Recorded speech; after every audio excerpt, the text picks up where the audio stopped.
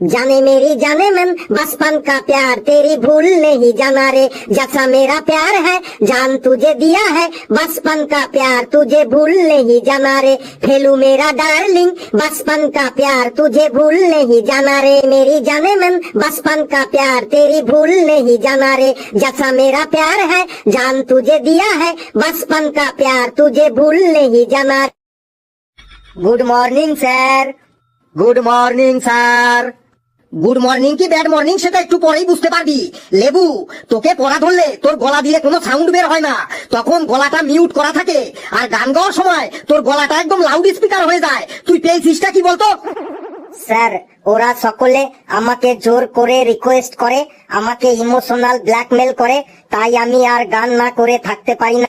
আমিও তো তোকে পড়া করার জন্য জোর করি, তাহলে তুই পড়াটা কেন করিস না? স্যার, আপনি তো রেগে রেগে বলেন পড়া করে আসবি পড়া করে আসবি, তাই আমার মাথাটা তখন ঠিকঠাক কাজ করে না, আর ওরা সবাই গান গাওয়ার জন্য রিকোয়েস্ট করে, ইমোশনাল ব্ল্যাকমেল করে, তাই আমার মাথাটা ভালো কাজ করে। বেশি বকবক করিস না, কাল তুই গার্জিয়ান নিয়ে স্কুলে আসবি, তারপর তোকে আমি দেখছি। এই ছিলা মেয়েগুলা ডেলি ডেলি আমাকে ফাঁসাইন দেয়। হা করে দেখছিস কি তোরা? এবার বসে পড়, পড়াশোনা শুরু করি। স্যার, পড়াশোনা কিছুই হয়নি। কেন পড়াশোনা হয়নি? কেন? স্যার, প্যান্ডেল দেখতে গেছিলাম, মেলা দেখতে গেছিলাম, তাই পড়া করতে পারিনি। আচ্ছা, প্যান্ডেল দেখতে গেছিলি, মেলা দেখতে গেছিলি, তাই তো?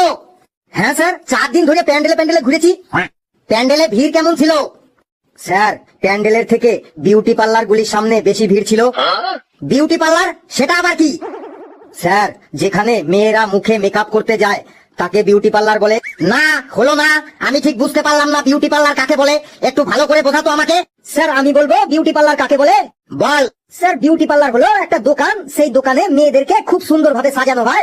স্যার, কালুও ঠিক ভালো করে বলতে পারলো না, আমি বলবো। তুই আবার বিউটি পার্লার কাকে বলে জানিস নাকি? বেশ, বলতো। যে গৃহে নারী পুরুষ উভয়ই তাহাদের নিজস্ব সাধারণ রূপ নিয়ে প্রবেশ করে, ওই গৃহের মধ্যে অভিজ্ঞ ব্যক্তিদের তত্ত্বাবধানে নানা রকম কেমিক্যালের দ্বারা তাহাদের আসল রূপ পরিবর্তন করিয়া এক নতুন উজ্জ্বল রূপ নিয়ে সেই গৃহ হইতে বাহির হইয়া আসে, সেই গৃহটিকেই বিউটি পার্লার বলে। তাই নাকি? হ্যাঁ স্যার, লেবু ঠিকই বলেছে।